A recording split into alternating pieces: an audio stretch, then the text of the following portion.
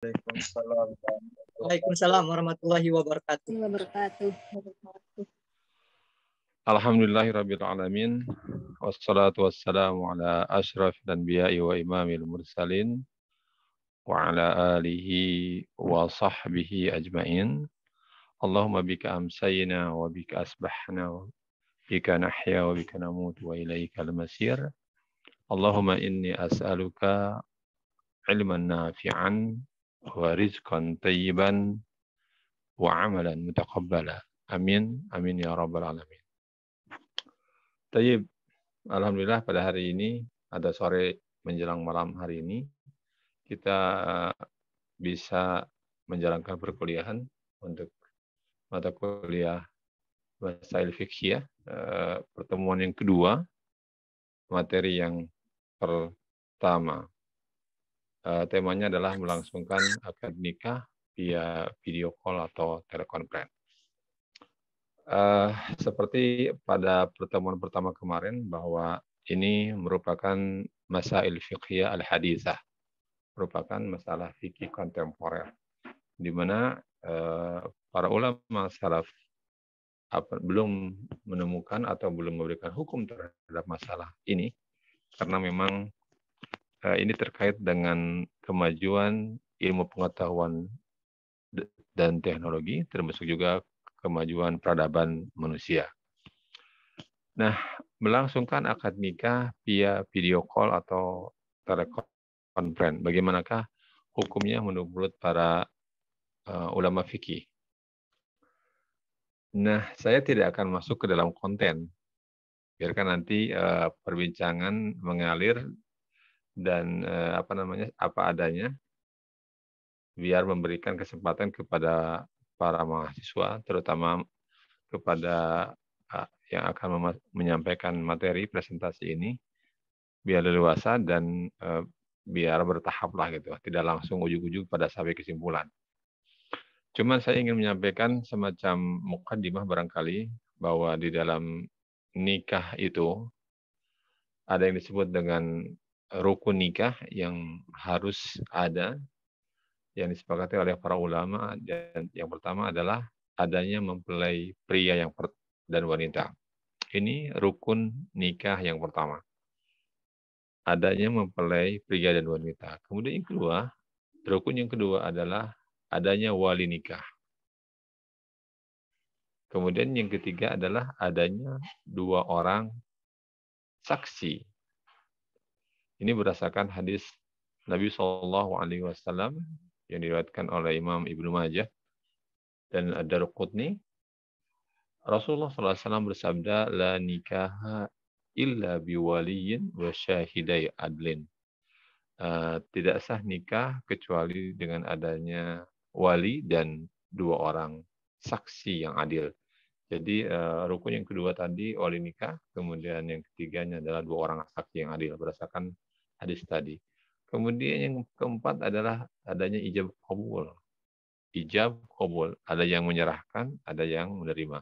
Tentunya ini ucapan yang disampaikan oleh seorang wali, kemudian itu ijab, kemudian qabulnya adalah penerimaan yang diucapkan oleh seorang calon pengantin pria, yang tentu saja dalam hitungan detik akan menjadi seorang suami bagi akhwat tersebut. Kemudian kelima adalah mahar. Mahar atau mas kawin.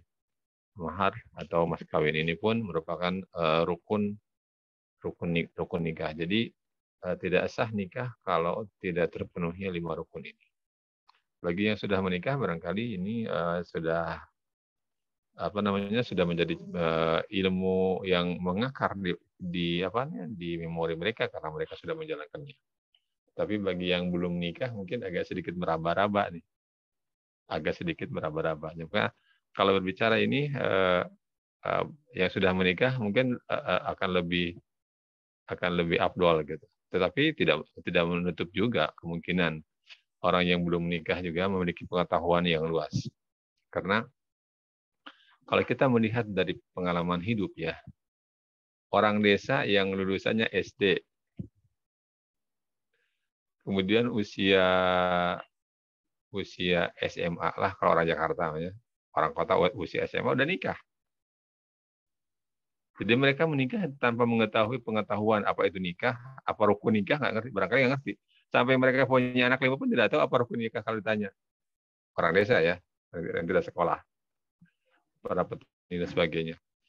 Nah, sementara orang perkotaan itu mereka terutama kalangan mahasiswa, apalagi mahasiswa PAI atau bahasa Arab, mereka banyak ilmu tentang pernikahan, tapi nikahnya telat.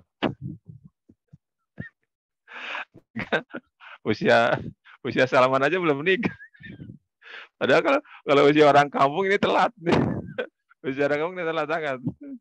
Jadi kalau akhwat di semester sekarang 7 ini belum nikah, terus juga ikhwan bagi orang daerah itu telat banget. Jadi ilmunya luas, ilmunya banyak, tapi prakteknya belakangan.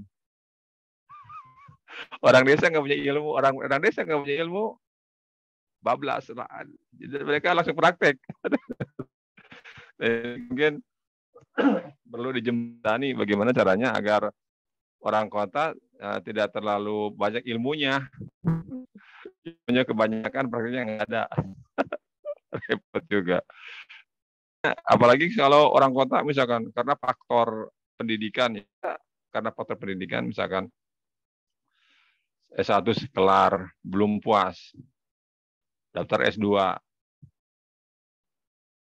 S2 kelar, daftar S3. Tahu-tahu usia berapa tuh? Tahu-tahu usia berapa tuh? Udah bangkotan. Udah bangkotan belum nikah. Itu nanti menyesalnya kemudian. Kalau bagi ikhwan mungkin tidak begitu masalah. Tapi kalau yang bagi akhwat ini kan ada masa subur ya. Kalau antumnya sudah menikah tahu ada masa subur. Jadi sampai 40 itu kan subur. Jadi kalau usia perempuan baru menikah umur 37 tahun misalkan itu kan berarti masa subur dapat keturunannya itu cuma 3 tahun. Setelah 40 tahun itu merupakan masa rawan, masa sulit untuk mendapatkan keturunan kalau pengen punya keturunan. Makanya saya kalau boleh saya cerita sedikit, dulu di kampus saya waktu S1 di Libya, ada dosen dari Mesir. Ya kalau sekarang mah sudah profesor lah dia, profesor fikih, profesor dalam ilmu fikih. Nah dia itu ngomporin mahasiswa untuk menikah, sampai bikin arisan nikah. Apa perlu dijalankan di kelas 7C ini arisan nikah nih? Nanti bulan pertama dapat siapa nikah, bulan kedua jadi ada progres. Ada progres. Nah, ceritanya gini, kenapa sih profesor itu menganjurkan untuk arisan nikah? Kebetulan kami di mahasiswa Libya kan punya gajian tiap bulan. Jadi kalau sekarang mungkin katakanlah nggak besar sih, 1 juta lah katakanlah sekarang. Saya nggak tahu sekarang hari ini berapa. Hari ini nggak tahu. Katakanlah 1 juta. Tapi pasti kan ada pemasukan gitu. Nah 1 juta misalkan setiap bulan. Maka setiap bulan itu langsung dipotong. Jadi habis gajian langsung dikumpul uang cash gitu dikumpul. Karena itu mah program kelas bukan program kampus. Nah dikumpul, kemudian si profesor tadi dia juga ikut jadi anggota. Jadi kata dia, nanti kalau ada yang nikah, jatah saya ambil silahkan. Gitu. Bahkan dia ngasih sumbangan nanti kalau ada yang nikah. Nah itu bagus. Kenapa dia nganjurin begitu? Karena dia tadi ceritanya. Karena dia sampai S3 dia telat nikah. Setelah S3 baru nikah, nyesal dia, udah tua katanya. Jadi kata dia, jangan ikutin saya.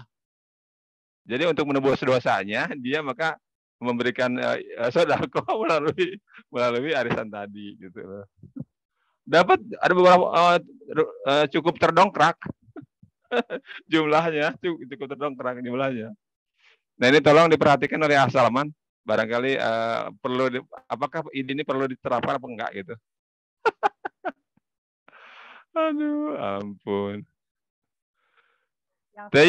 Yang sudah menikah juga boleh ikut after, Ustaz. Yang sudah menikah, kalau dia mau berbuat baik, ikut sebenarnya. berarti jatuhnya sumbangan. Atau enggak juga, kalau dia nikah nanti diambil juga buat dirinya gitu loh. Tapi mungkin ngambilnya belakangan. Kan mengutamakan yang belum nikah dulu.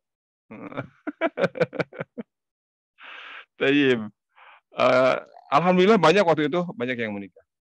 Oh iya, sekali lagi ini hanya pengantar saja. Saya tidak ingin masuk ke dalam pembahasan materi, biar kawan-kawan dari kelompok 1 bisa mengelaborasi, bisa memaparkannya lebih leluasa, lebih bebas, dan waktunya juga nanti lebih panjang. Oke, itu saja barangkali kata pengantar dari saya kepada Chandra ya dan kawan-kawan.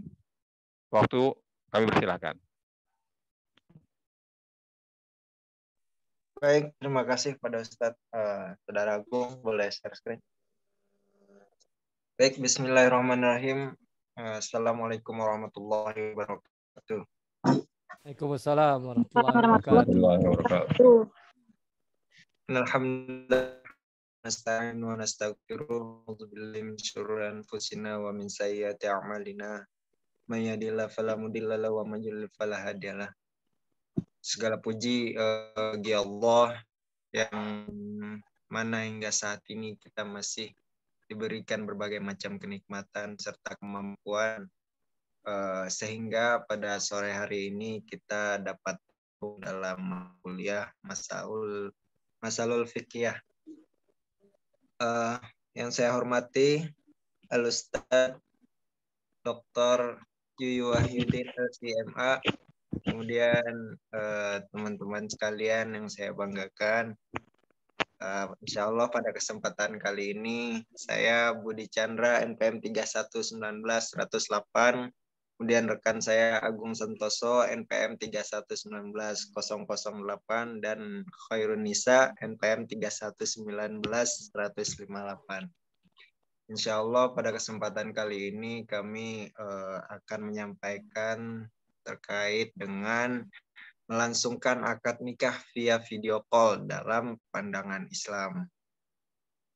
Nah, dalam kesempatan kali ini kami akan membahas terkait apa sih yang dimaksud dengan akad nikah melalui video call itu, kemudian bagaimana proses akad nikah melalui video call, kemudian apa saja alasannya kenapa mesti menggunakan video call akad nikahnya, kemudian hukum akad nikah melalui video call dan syarat-syaratnya. Baik, yang pertama yaitu Saudara Agung. Bentar. Oke, saya lanjut aja ya. Yang pertama yaitu pengertian akad nikah melalui video call. Akad nikah melalui video call adalah yaitu akad nikah yang dilangsungkan melalui video call. Nah, wali mengucapkan ijab qabul di suatu tempat dan suami mengucapkan qabulnya dari suatu tempat yang lain pula yang jaraknya berjauhan. Tentu ini menggunakan sebuah media. Nah, kemudian ucapan ijab dari wali dapat didengar dan dilihat dengan jelas oleh calon suami. Begitu pula sebaliknya. Ucapan qabul calon suami dapat didengar dan dilihat dengan jelas oleh wali pihak perempuan. Dalam hukum Islam, termasuk ketentuan dalam kompilasi hukum Islam, tidak terdapat ketentuan yang khusus terkait yang mengatur mengenai perkawinan akad nikah melalui video call ini. Dalam kompilasi hukum Islam, perkawinan tersebut sah bila dilakukan menurut hukum Islam.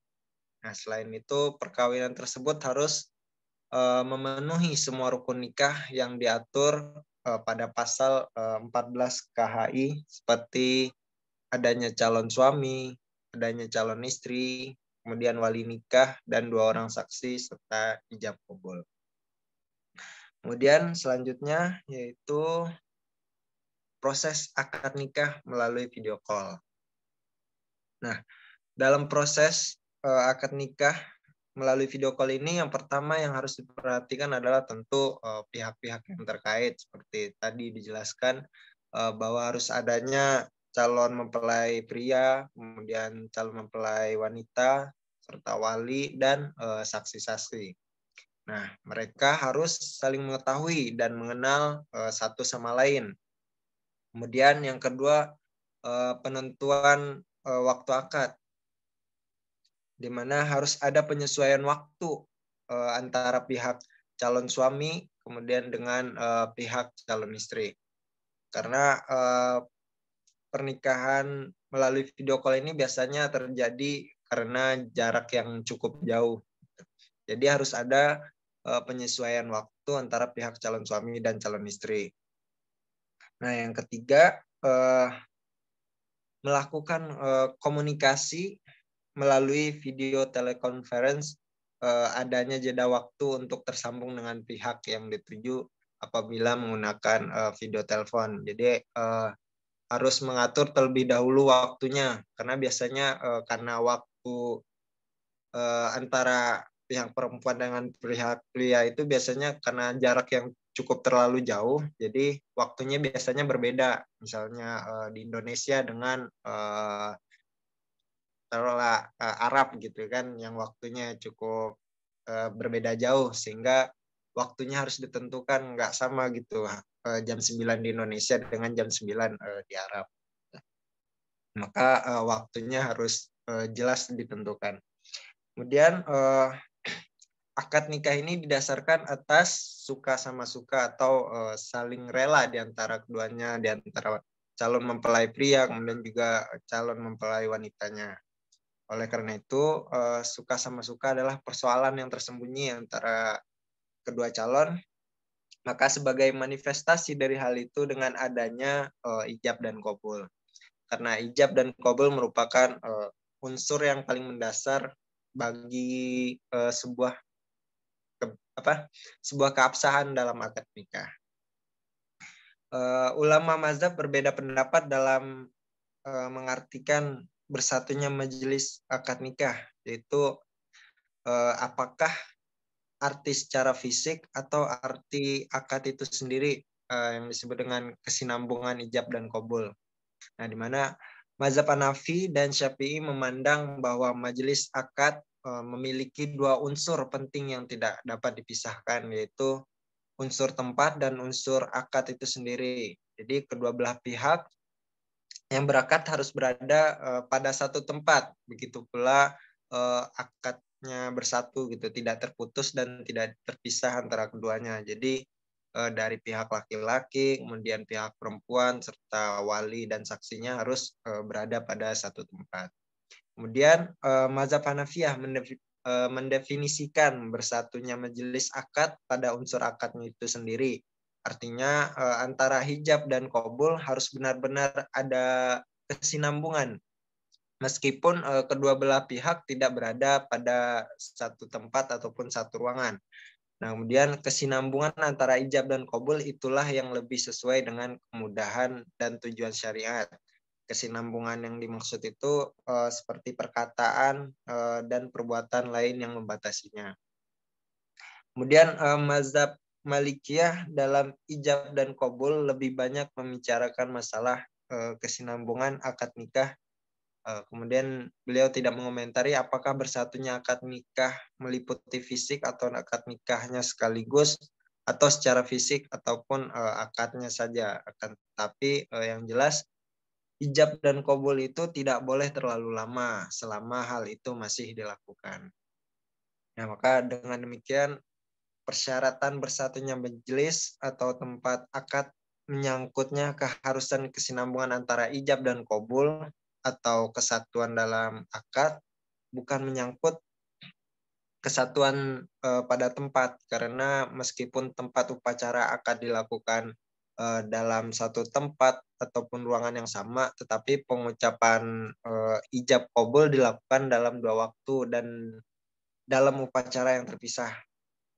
Maka kesinambungan antara pelaksanaan ijab dan qabul itu tidak terwujud. Nah, karena itu akad nikahnya dianggap tidak sah. Baik, selanjutnya akan disampaikan oleh saudari Khairun Nisa. Padanya dipersilahkan. Bismillahirrahmanirrahim. Saya akan menjelaskan tentang alasan dilakukan akad nikah melalui video call. Yang pertama, di sini akad nikah melalui video call dilakukan oleh beberapa di sini akad nikah via video call studi banding yang dilakukan oleh beberapa kampus di Indonesia tentang penerapan hukum syariah ke Mesir terkait pelaksanaan akad nikah menggunakan media elektronik, yaitu video call, membuat hasil yang maksimal. Masalah sah atau tidaknya nikah jarak jauh atau melalui media video call sebenarnya sudah lama menjadi bahan perbincangan serius. Ada yang menyatakan boleh, ada juga yang menyatakan tidak boleh atau tidak. Nah, studi banding ini tentang penerapan hukum syariah ke negara Mesir yang dipimpin oleh Direktur Penerapan Agama Islam, yaitu Dr. Andes Haji Ahmad Jauhari, menjelaskan bahwa Lembaga Fatwa Mesir atau Dar al-Ifta telah memfatwakan masalah pernikahan menggunakan media jarak jauh tersebut. Nah, menurut Lembaga Fatwa Mesir, pernikahan melalui media video call atau jarak jauh menggunakan teknologi informasi itu tidak sah karena tidak memenuhi persyaratan majelis akad nikah, yaitu 1 majelis. Nah, akad nikah melalui video call pada praktiknya dilakukan, meskipun ada juga yang melakukan perkawinan tersebut. Hal ini semata-mata karena keadaan yang sifatnya terpaksa itu. Nah, sini alasan dilakukan akad nikah melalui video call yaitu pertama tentang keadaan yang bersifat terpaksa harus dilaksanakan dengan cara demikian. Meskipun undang-undang tidak melarang akad nikah melalui video call, namun alasan-alasan dilakukan akad nikah melalui video call karena potensi perkembangan teknologi informasi dan komunikasi yang terus berubah sehingga masyarakat orang-orang sekarang ini termotivasi untuk mengevakuasi dan mempelajari teknologi ini sebagai bekal kemajuan zaman dan sebagai sarana untuk mempermudah interaksi antara sesama. Nah, kemajuan teknologi komunikasi yang cepat dapat mempermudah komunikasi antara satu tempat dengan tempat yang lain. Orang yang melakukan pernikahan tidak lagi harus mengeluarkan tenaga, waktu, dan hartanya. Karena prosesi akad nikah bisa dilakukan di dalam rumah atau kediaman sendiri sehingga lebih efisien. Nah, di sini juga akad nikah yang dilakukan dengan media sosial atau video call ini bisa sama persis dengan yang dilakukan secara face to face dan alasan-alasan lainnya, sehingga terlaksana akad nikah melalui video call karena calon mempelai pria bisa jarak antara calon mempelai perempuan. Biasanya calon mempelai pria bekerja di luar kota dan tidak bisa meninggalkan pekerjaannya, karena itu dilakukan akad nikah melalui video call. Nah, selanjutnya yaitu ada hukum akad nikah melalui video call dalam perspektif hukum perkawinan Islam. Nah, pada dasarnya akad nikah melalui video call itu sama dengan pelaksanaan nikah seperti biasa yang pada umumnya, yaitu sama dengan landasan teorinya. Hanya saja pihak-pihak yang berakad nikah tidak berada dalam satu majelis atau satu tempat. Nah, dalam arti bahwa tidak berhadapan-hadapan dalam satu tempat. Pelaksanaan akad nikah melalui video call ini tidak jauh berbeda dengan akad nikah yang diwakilkan atau melalui sepucuk surat. Sebagian besar ulama berpendapat bahwa hukum perkawinan adalah mubah pada asalnya dan berdasarkan ilahi atau karena Allah gitu, bukan karena alasan lain. Maka hukum perkawinan dapat berubah-ubah sesuai kondisi si pelaku. Jadi misalkan perkawinan itu ada dasar unsur kedendaman atau unsur penipuan, itu makanya diharapkan. Tapi kalau misalkan karena Allah itu dibolehkan. Selanjutnya mungkin bisa dijelaskan oleh Saudara Agung Santoso tentang syarat melangsungkan akad nikah. Baik, terima kasih. Tes, masuk nggak suaranya? Masuk. Oke. Saya akan menjelaskan tentang syarat-syarat dan ketentuan untuk melangsungkan akad nikah melalui via video call ini, teman-teman. Jadi ulama fikih di sini berpendapat jika ijab dan kabul itu dipandang sah apabila telah memenuhi beberapa syarat. Nah, ijab dan kabul sendiri itu memiliki 4 syarat yang harus diperhatikan, teman-teman. Yang pertama di sini ijab dan kabul itu harus dilakukan dalam satu majelis. Kemudian yang kedua, kesesuaian antara ijab dan kabul. Jadi misalnya si wali mengatakan, saya nikahkan Anda dengan putri saya, misalnya saya nikahkan Chandra dengan Fitriani dengan seperangkat alat sholat dibayar tunai. Kemudian si calon mantunya ini jawabnya, si Chandra jawabnya, saya terima nikahnya misalnya Siti Daharia. Nah, maka yang seperti ini akad ijab dan kabulnya tidak sah, teman-teman. Kemudian yang ketiga adalah melaksanakan ijab. Yang melaksanakan ijab, si wali ini tidak menarik kembali ijabnya sebelum kabul dari calon suami ini, teman-teman. Kemudian yang keempat, akad ijab dan kabul ini berlaku seketika. Jadi maksudnya di sini itu nikah itu tidak boleh dikaitkan dengan masa yang akan datang. Jadi jika wali mengatakan saya nikahkan misalnya Chandra dengan Fitriani besok atau besok lusa, maka ijab dan kabul seperti ini tidak sah, teman-teman. Nah, dari pengertian ijab dan kabul di atas itu, dalam satu majelis ini tidak semua ulama sepakat soal penjelasan ini, teman-teman. Ada yang mengartikan harus dalam satu tempat, kemudian ada juga yang mengartikan tak harus dalam satu tempat. Imam Syafi'i di sini lebih cenderung memandangnya dalam arti fisik. Jadi wali dan calon suami itu harus berada dalam satu ruangan, sehingga mereka itu dapat saling memandang. Hal ini dimaksudkan agar kedua belah pihak itu saling mendengar dan memahami secara jelas ijab dan kabul yang mereka ucapkan. Sehingga ijab dan kabul ini benar-benar berjalan dan bersambung. Dan menurut Imam Syafi'i juga, dua orang saksi itu juga harus melihat secara langsung dari dua orang yang berakad ini, antara wali dan calon suami ini, teman-teman. Jadi dua orang saksi ini tidak cukup hanya dengan mendengar ucapan ijab dan kabul yang diucapkan oleh mereka, karena kepastian itu diperoleh oleh saksi melalui penglihatan dan pendengaran yang sempurna.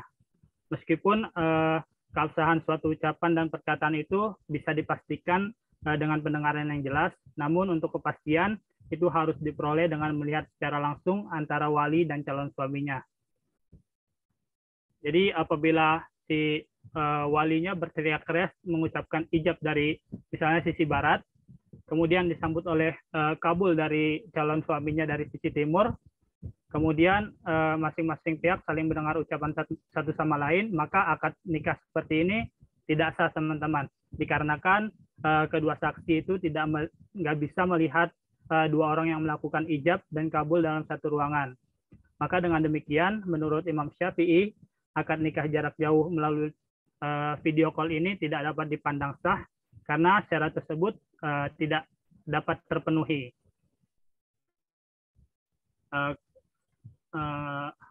Sementara itu berbeda pendapat juga diungkapkan oleh Majelis Tarjih ya PP Muhammadiyah dalam kumpulan fatwanya. Jadi menurut Majelis Tarjih ini yang dimaksud dengan ijab dan kabul ini dapat dilakukan dalam satu majelis adalah ijab dan kabul yang terjadi dalam satu waktu. Jadi yang lebih dipentingkan di sini adalah kesinambungan waktunya, bukan tempatnya.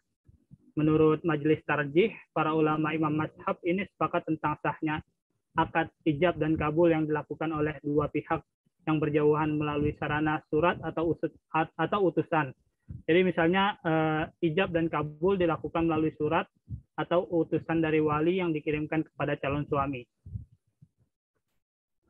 Jika akad ijab dan kabul melalui surat, maka si calon suami ini membacakan surat yang berisi ijab dari wali ini di hadapan para saksi yang ada di dalam satu majelis itu.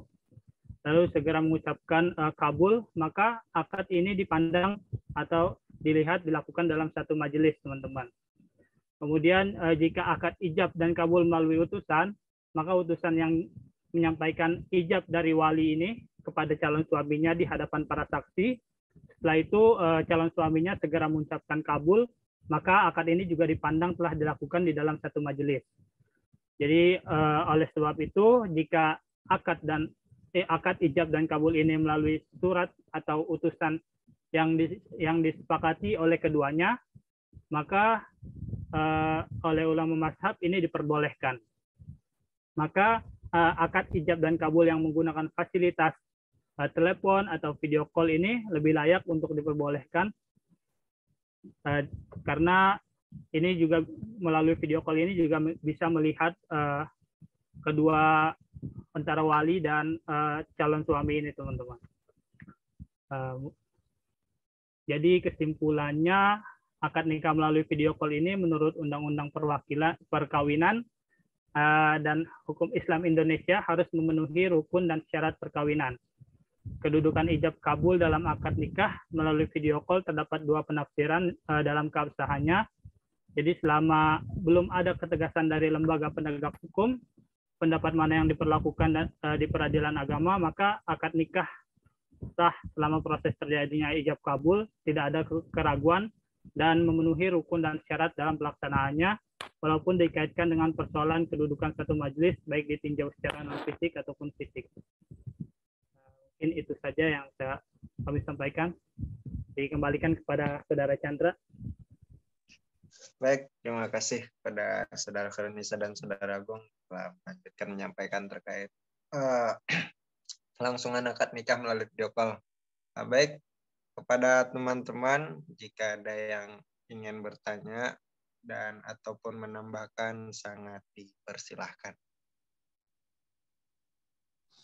Saya ingin bertanya, Dang. Ya, silahkan. Siapa? Saudari Siska ya? Aini, Zahratul Aini. Sorry. Lanjut, Zahratul Aini. Ya, kan tadi yang saya pahamin dari pemakalah itu ijab kabulnya nih ketika mempelai wanita dan laki-lakinya nih berjauhan gitu ya. Tapi kalau misalkan mempelai wanita dan laki-lakinya dalam satu tempat, penghulunya pun satu tempat, tapi wali dari perempuan ini yang jauh, gitu. Apakah pernikahannya tersebut sah gitu? Karena saya pernah melihat kejadian langsung. Jadi mempelai wanitanya ini masih memiliki seorang papa, tapi hubungan keduanya ini kurang baik lah bisa dibilang. Terus jadi si perempuan ini ketika ingin menikah dia enggan meminta maaf dan tidak meminta izin restu dari seorang papahnya ini karena hubungannya yang nggak baik gitu. Jadi tapi si perempuan ini memiliki kakak. Nah kakaknya ini lagi kuliah di luar negeri. Terus jadi akhirnya si perempuan ini meminta izin untuk dinikahin, jadi yang kakak yang di luar negeri itu jadi wali nikahnya gitu. Padahal papahnya masih hidup.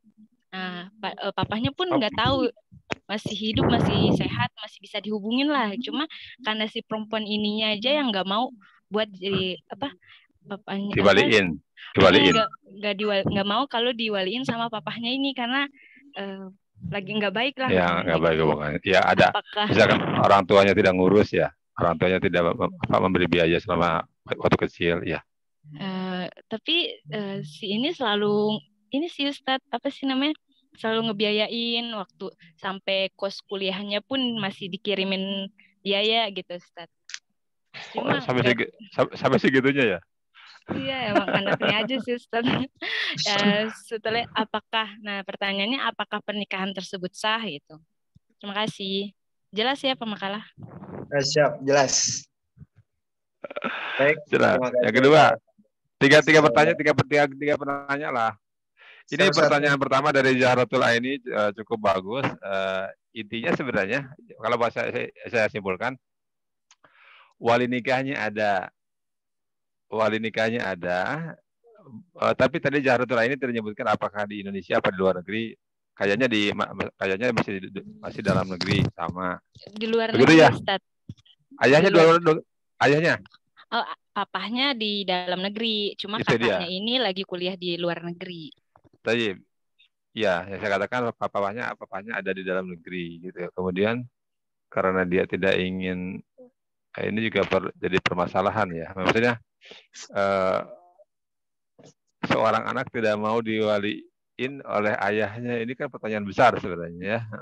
Tapi biarkan nanti itu urusan yang kedua ya. Anggaplah sekarang gini, biar jadi ini kalau mau dibahas dua sebenarnya. Satu masalah tidak mau diwaliin. Yang kedua wali nikahnya jauh. Nah sekarang anggaplah bapaknya sudah meninggal, ya. Anggaplah bapaknya sudah meninggal. Berarti kan walinya di luar negeri, abangnya yang tadi, ya kan? Nah anggaplah bapaknya sudah meninggal, kemudian walinya di luar negeri dan menjadi wali nikah. Jadi kalau dibahas dengan papanya yang masih ada, kemudian dibahas itu kayaknya ada pertanyaan baru. Itu seburuk itukah hubungan antara ayah dengan anak gitu ya? Padahal ayahnya tadi disebutkan oleh oleh Zahratul Aini yang biayain kuliah semuanya gitu dan seterusnya. Jadi untuk untuk biar pertanyaannya simpel, ini anggaplah orang tuanya sudah nggak ada, kemudian ada wali nikahnya kakaknya di luar negeri, kemudian menikah dengan wali yang ada di luar negeri. Gitu ya, simpelnya ya. Tayyip, pertanyaan kedua siapa? Silakan. Silakan.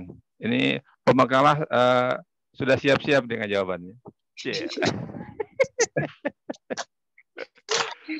Sebenarnya pemakalah inginnya 10 pertanyaan, cuman saya cuma kasih 3 doang. Baik, silakan teman-teman. Mungkin saya, saudara Chandra, bisa silakan. sambil menunggu teman-teman yang lain. Tadi terkait pemaparan dari pemakalah, masih yang saya tangkap ya masih tarik ulur ya gitu antara iya atau enggaknya gitu. Nah mungkin terkait di Indonesia aja gitu. Kalau dari pemakalah sendiri setelah mencari sumber yang disepakati oleh fatwa MUI Indonesia itu sendiri, bagaimana terkait kejadian nikah video call ini, apakah diperbolehkan atau tidak? Tuh, yang terbaru ya, yang paling itu bagaimana, apakah sah atau tidak gitu. Berita terupdate terkait ini gitu. Karena kalau tadi saya baca makalahnya juga masih tarik ulur gitu, ada yang sepakati, ada yang enggak, ada yang masih. Jadi saya sendiri masih agak rancu gitu. Dan kalau memang kiranya boleh, apakah pernah dilaksanakan gitu baru-baru ini gitu. Tayyip. Terima kasih. Sudah. Oke, jadi Salaman ini minta semacam data dari pihak lembaga terkait di Indonesia. Indonesia punya MUI. Jadi MUI Indonesia, walaupun di Indonesia sendiri sebenarnya majelis fatwa itu bukan hanya MUI ya. Ada NU, karena NU punya majelis fatwa. Ada Muhammadiyah juga punya sendiri. Kemudian juga ada misalkan PRSI, Al-Irsyad juga mereka punya lembaga fatwa sendiri. Tapi Salaman ini kepada pembekalan meminta kalau pendapat MUI bagaimana gitu. Ya kan? Intinya begitu. Iya, betul. Betul. Oke. Tayyib yang 3. Pertanyaan ketiga. Saya nanya, Ustaz. Siapa? Silahkan, Saudara Adi. Ya, aduh, mana nih pertanyaannya? Halo. Adi Nurrahman. Tafadhol.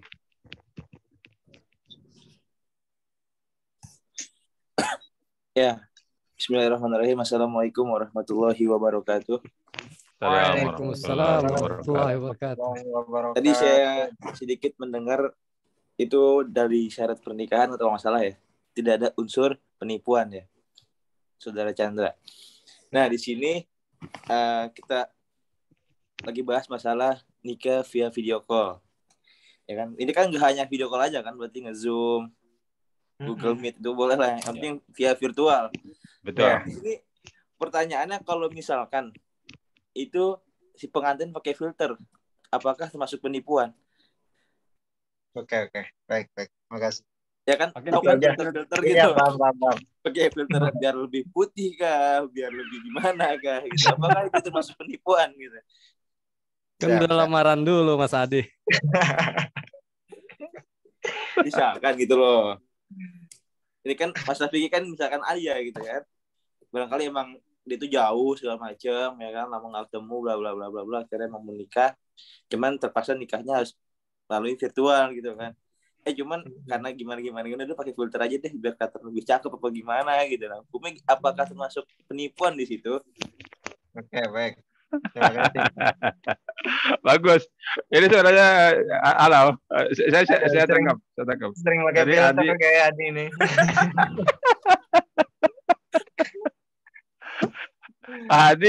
Adi, halo. Ya, Tat.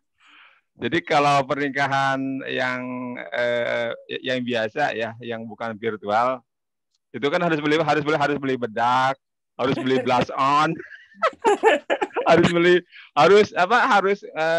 ngedatangin tukang rias ya. Iya. Itu rias wajah.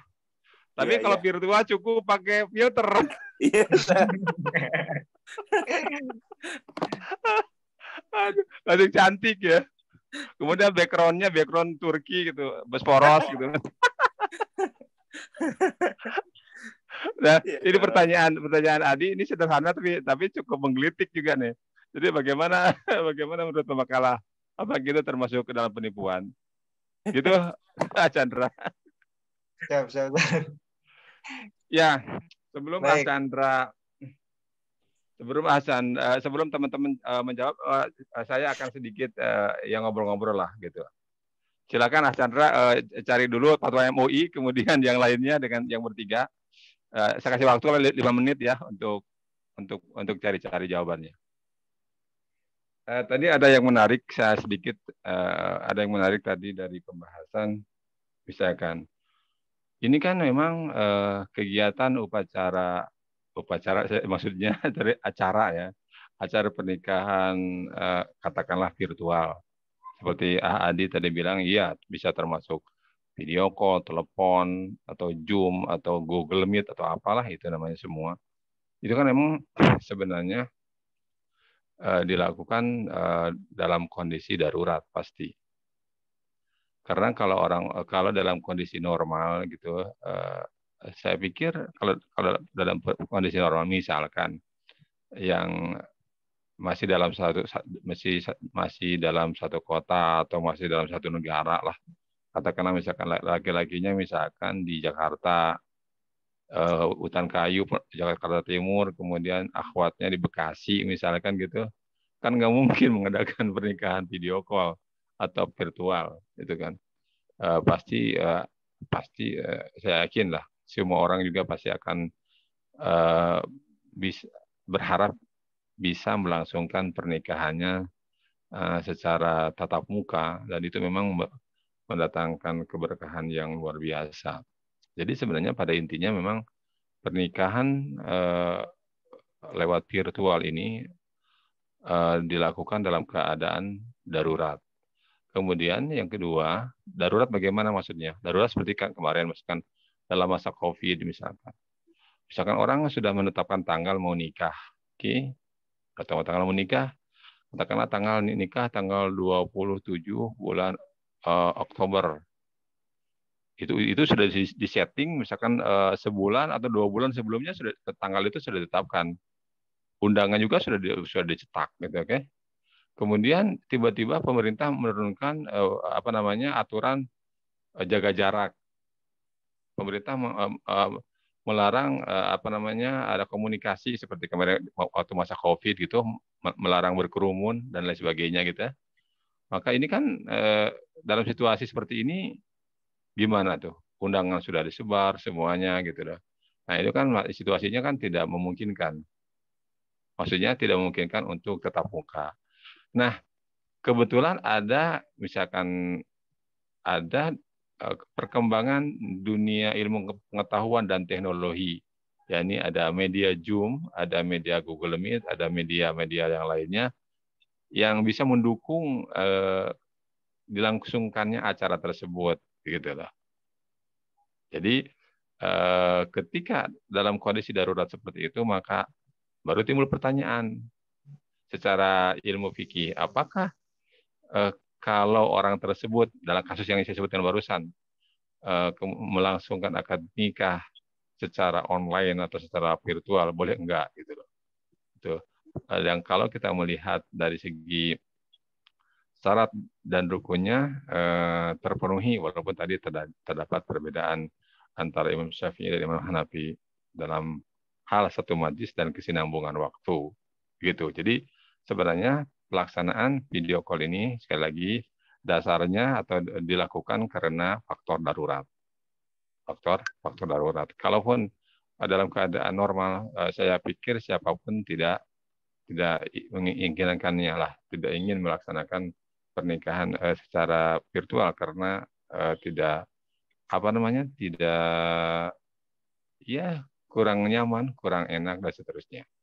Tapi memang dengan ada bantuan ilmu pengetahuan dan teknologi ini, misalkan ada beberapa kasus yang bisa memudahkan gitu. Misalnya ada seorang akhwat, memang mereka sudah berencana mau nikah jauh-jauh hari dengan calon suaminya yang ada di katakanlah Arab Saudi. Arab Saudi misalkan lagi belajar di Ummul Qura misalkan, atau lagi belajar di Inggris misalkan kuliah, atau mungkin juga kerja, udah lulus di sini S1 kerja di luar negeri misalkan. Kemudian si istri ini, bukan si istri, yang calon istri ini kalau pergi ke sana mau menikah di sana kan berarti kan harus ngeboyong bapaknya, ibunya, walinya, semuanya kan sangat sulit gitu loh. Kemudian misalkan calon suaminya juga yang ada di Inggris atau yang di Arab Saudi tadi sekarang tidak bisa pulang karena faktor biaya, waktu dan lain sebagainya. Lalu ada media virtual ini, gitu loh. Kemudian menikahlah misalkan dengan cara virtual, calon suaminya di luar negeri, kemudian ahwatnya di sini dengan orang tuanya, walinya, saksinya. Kenapa? Dengan harapan nanti kalau pergi ke sana si ahwat ini bisa pergi sendirian. Jadi ayahnya ngantar ke bandara. Nanti ini ceritanya kalau pernikahan virtual ini sudah bisa dilaksanakan. Jadi kan berarti kan si ahwat ini sudah menjadi istri yang sah bagi pendapat yang mengatakan bahwa pernikahan virtual itu sah. Sekali lagi, bagi yang mengatakan bahwa pernikahan virtual ini sah, maka berarti si ahwat ini ketika sampai nanti di Inggris ataupun di Arab Saudi misalkan, maka dia sudah menjadi istrinya. Jadi bapaknya dari sini cukup mengantar ke bandara, nanti di bandara di sana dijemput oleh suaminya yang baru tersebut. Nah, ini kan memudahkan. Ini contoh kasus gitu loh. Nah, jadi ini kondisinya darurat.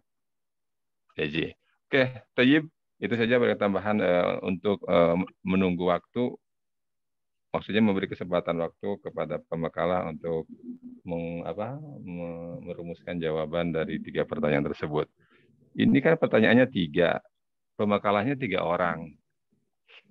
berbagi aja, tapi yang lain bisa bantu, ya, yang lain bisa bantu. Jangankan yang pemakalah, yang lain pun yang audien yang lain kalau mau menambahkan, misalkan diberi kesempatan untuk memberikan komentar atau tambahan terhadap jawaban yang disampaikan oleh pemakalah. Baik, silakan Chandra. Baik, terima kasih Ustaz. Mungkin saya ingin menjawab terkait pertanyaan Salman dulu ya. Bagaimana fatwa ulama Indonesia terkait pernikahan melalui video call. Kalau yang saya temukan di sini bahwa jadi ada perhelatan rutin 3 tahunan ini menyepakati 17 poin bahasannya, salah satunya adalah hukum pernikahan online.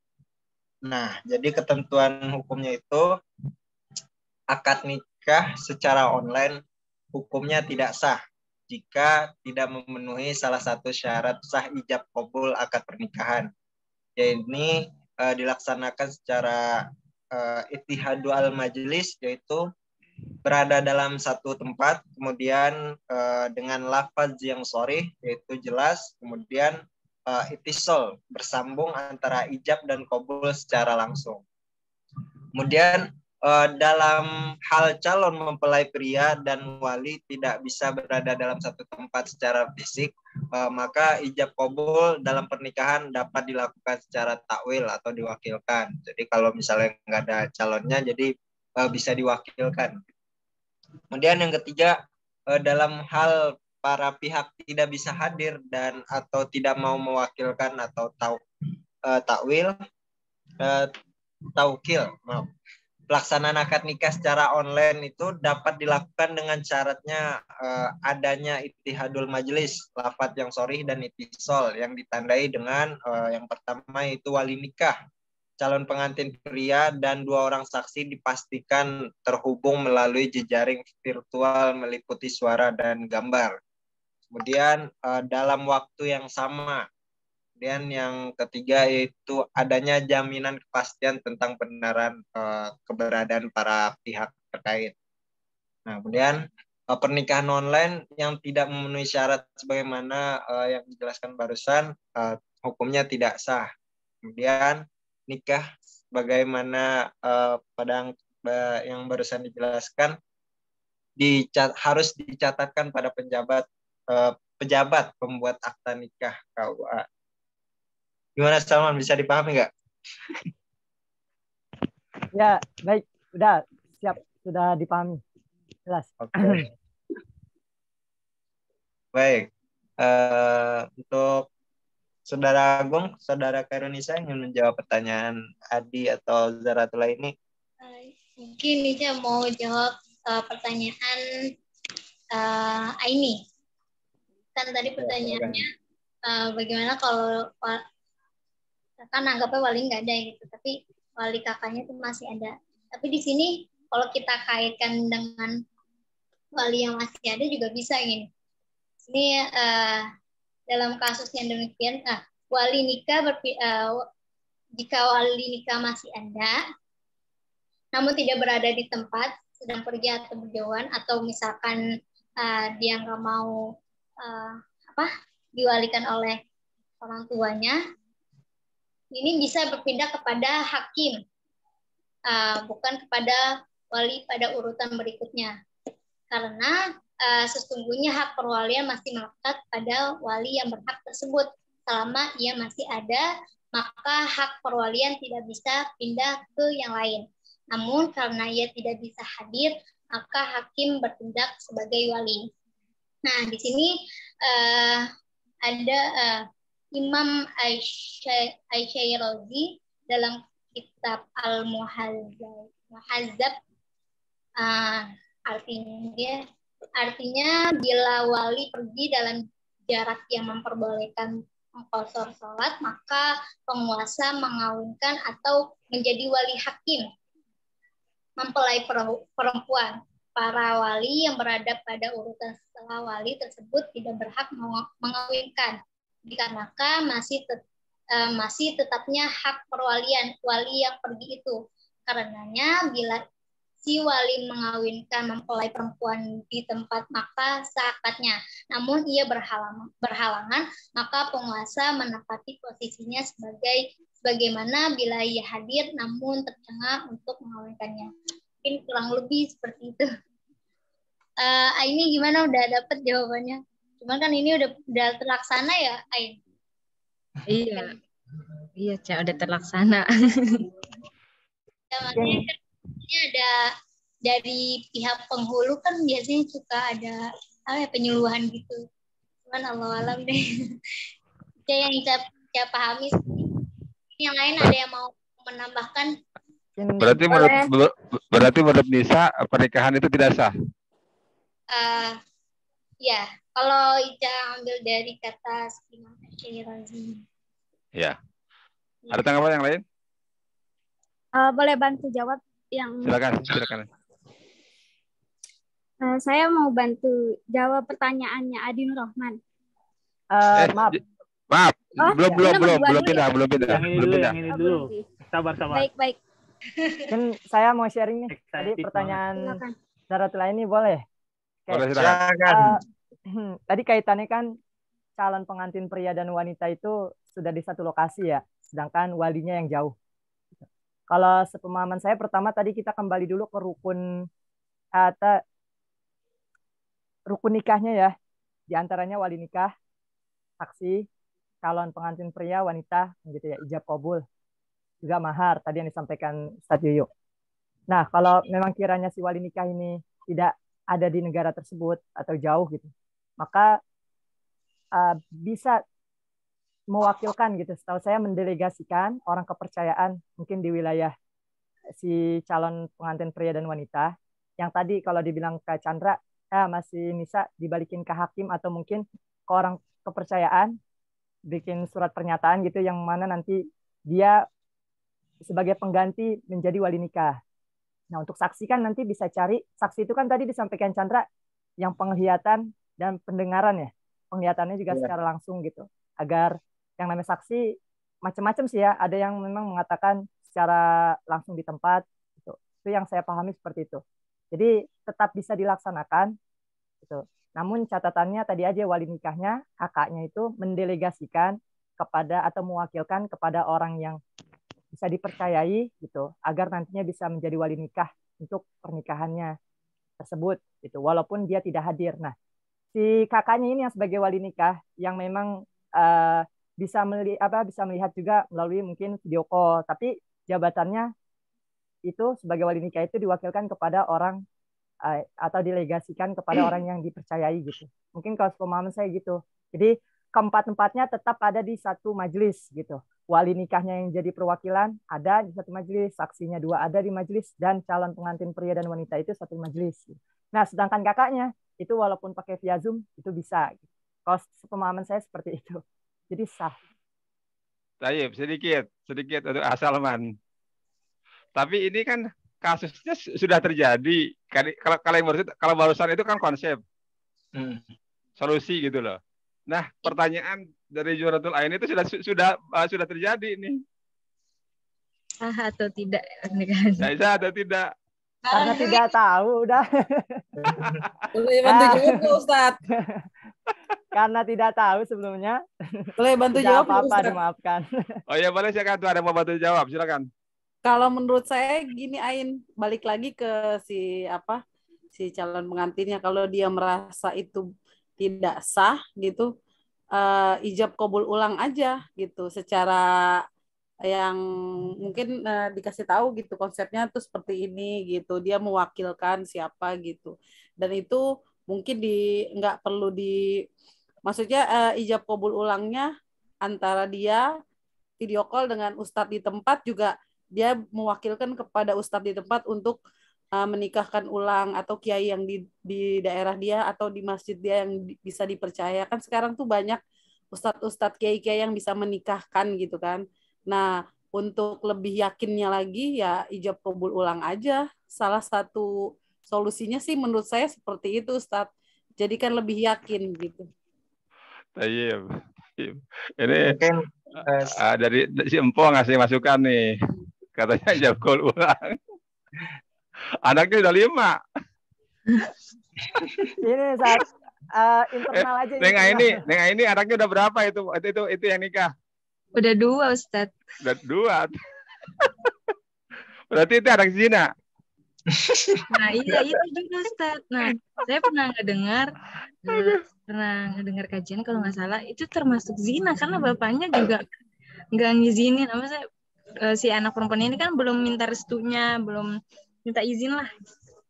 Saya pernah dengar sih itu kecil. Iya, jadi ini pertanyaan agak sedikit kompleks. Makanya tadi sebenarnya saya sengaja dipisahkan antara anak dengan ayah karena itu masalah besar sebenarnya.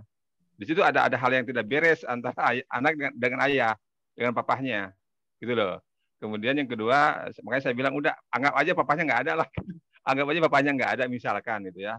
Berarti memang hak walinya itu jatuh ke kakak itu gitu loh. Sehingga jadi kalau memang dibahas semuanya secara komprehensif, memang ini permasalahannya agak rumit sebenarnya. Agak rumit. Tapi saya sebelum saya bantu jelasin, saya ingin pemakalah gimana nih? Baik, Ustaz, mungkin saya sedikit menambahkan kalau terkait dengan sah atau tidaknya, menurut saya itu pernikahan yang sah.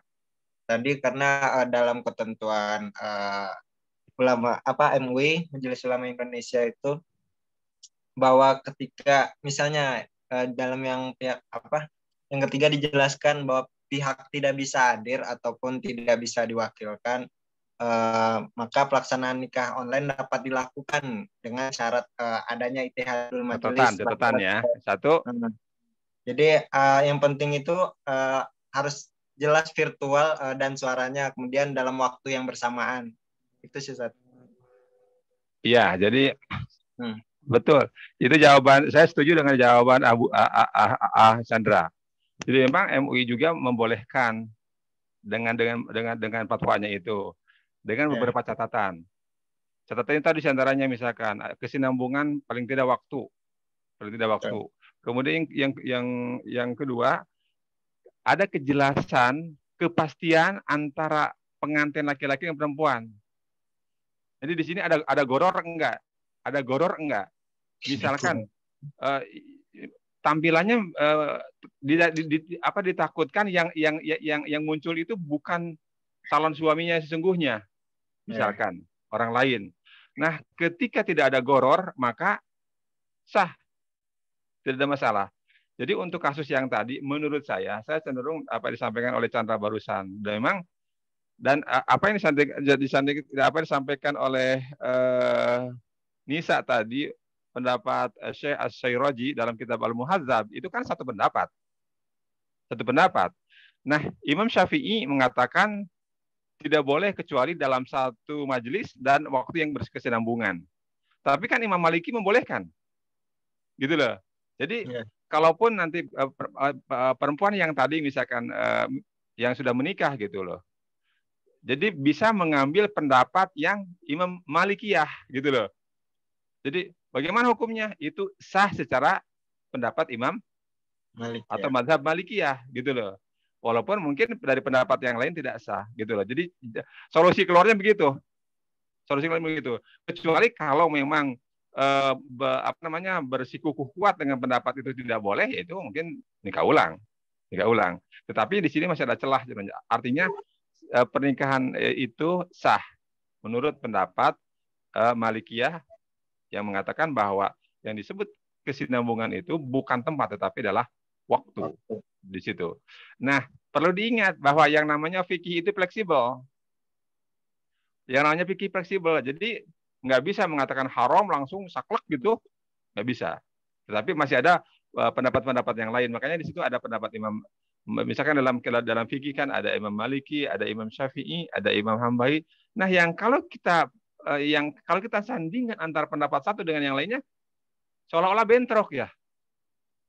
Yang satu boleh, yang satu tidak boleh gitu loh. Lalu apakah sekarang begini, apakah pendapat yang dipakai oleh misalkan Imam Syafi'i mengatakan boleh, pendapat yang lain tidak boleh, apakah pendapat yang satu lagi kita katakan tidak sah? Tidak bisa. Tidak bisa. Ini fikih. Jadi yang namanya fikih itu kan sesuai dengan pemahaman daripada syekh atau ulama fikih itu sendiri. Jadi kita tidak bisa saklek-saklekan gitu loh. Karena ini fikih. Makanya nanti pun di dalam UTS atau UAS, Anda sampaikan pendapat Anda. Yang penting ada dalilnya, rujukannya gitu loh. Kemudian kalau memang mau mentarjih atau mau menganggap ini kuat, silahkan dengan dasarnya apa. Misalkan saya lebih cenderung kepada pendapat Imam Syafi'i, alasannya bla bla bla bla bla. Atau Anda mengatakan saya lebih cenderung kepada pendapat Imam Malikiyah misalkan, alasannya bla bla bla bla. Jadi saya tidak akan menghukum kepada kepada satu pendapat, tetapi sampai sejauh manakah seorang mahasiswa bisa mengeluarkan analisa, kemudian mengeluarkan dalil-dalil yang memperkuat pendapat dari yang dipilih tersebut. Tayyib, itu pertanyaan untuk ada jawaban untuk dari Zahratul Aini. Tayyib, terima kasih. Silakan yang kedua, yang terakhir ya. Yang terakhir, Agung. Yang terakhir dan Nur Rahman. Ya, Ustaz. Siap. Saya mau coba jawab pertanyaan Saudara Adi Nur Rahman. Iya, silakan Mas Agung. Tadi memakai filter pada saat akad nikah secara virtual, apa itu termasuk penipuan? Iya. Saya rasa hal ini tidak termasuk kepenipuan ya, Ustaz. Karena tentu sebelum melakukan akad pernikahan ini, pihak laki-laki melakukan nazar. Jadi dari pihak keluarga laki-laki juga sudah tahu bagaimana bentuk dari fisik si wanita ini, bagaimana latar pendidikannya juga kan. Jadi menurut saya tidak termasuk penipuan karena hal ini sama dengan make up gitu pada saat pelaku acara pernikahan non virtual gitu, Ustaz. Sama-sama biar kelihatan cantik, Ustaz. Berarti lebih irit berarti Gung ya? Nikah virtual ya? Iya, lebih ngirit. Nggak usah bedak dan lain-lain, eyeshadow. Bener. Kan, nggak usah pakai eyeshadow. Kan, yang filter pengantin tuh. Oh, di IG gimana tuh?